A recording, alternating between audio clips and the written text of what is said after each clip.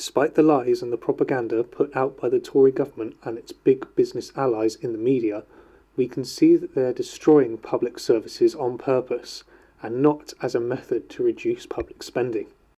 We will look at two of the country's most popular institutions in this video, but you can be sure this kind of thing is happening throughout the government.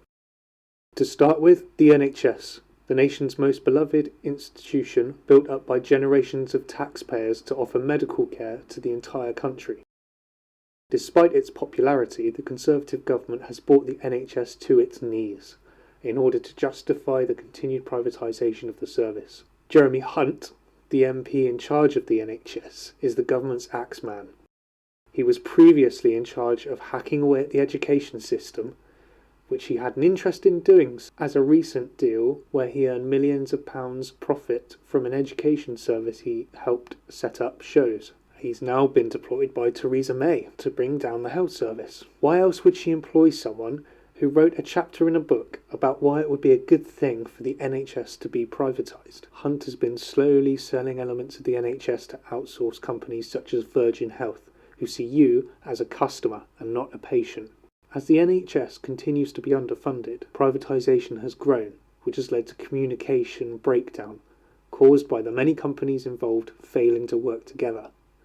So, far from making the health service more efficient, Hunt and his government of big business have made it even worse for patients, while what is left of the publicly funded NHS is slowly strangled of funding. This is an issue which can only get worse as the country as a whole ages and people develop more complex health conditions.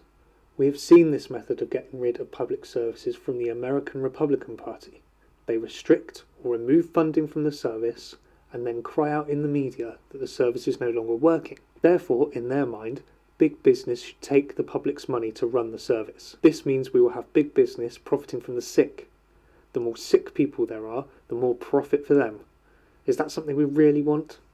Ideologies like the Conservative governments sell off critical services built up by the normal people of the country to their friends in big business, who they get donations and high-paid cushy jobs from when they leave government. And they don't care if this means making money from sick people. And by coincidence, many who own media organisations are the same people who want this outcome, and they will continue to provide cover for the government and its axemen like Jeremy Hunt.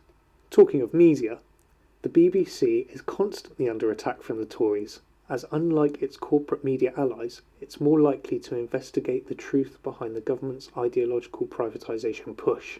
The BBC seems to trigger Conservative MPs just by existing. This seems to include the current Culture Secretary, Karen Bradley MP, who's got herself into a spot of bother for dismissing a high-ranking member of Ofcom for posting links to articles that could be conceived as critical to the government, despite Ofcom, the regulator who regulates the BBC, knowing the views of the person involved before employing them. Bill Emnott, a journalist and lecturer with pro-EU views, was headhunted by Ofcom for the job of overseeing editorial standards at the BBC.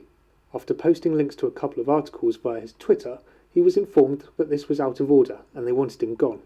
After negotiating a deal to leave, Emnott then received a message from Karen Bradley, informing him they had been terminated from his position with immediate effect for, as she said, misbehaviour. Therefore, there would not be any compensation for him for his dismissal. She said he had been repeatedly told by Ofcom to stop posting links to articles. However, these requests have never been found. This raises questions about how politically motivated Ofcom is, as Emnott has been forced out of the organisation in a rather rushed and possibly illegal manner by a Conservative minister. And as it turns out, half of the Ofcom board have ties to the Conservative Party, which is concerning considering the organisation is supposed to be independent. The dismissal is also odd, as one board member, Baroness Noakes, who is a Conservative, was tweeting negative things about the Labour Party during the general election and still has her job. So, this looks like the Conservatives are interfering in an independent body that will be overseeing the BBC's activities to make sure only those friendly to the government have any influence. As we have noted previously, the Conservatives seem to be able to put out their propaganda freely, which they use as a smokescreen to cover for their ideological drive to privatise public services. So we need independent media more than ever. The BBC, which is a widely respected news organisation, funded by the taxpayer to provide, among other things, good news coverage that can be relied on should not be used by government as a tool to provide them with beneficial coverage. The Conservatives especially have many corporate media arms on their side already. These are just two examples of how the Conservative government are assaulting our public services for their donors and backers. We need to be aware of these things and keep this in the forefront of our minds whenever we see anything from the government. They were prevented from doing this kind of thing before when they were in coalition with the Liberal Democrats.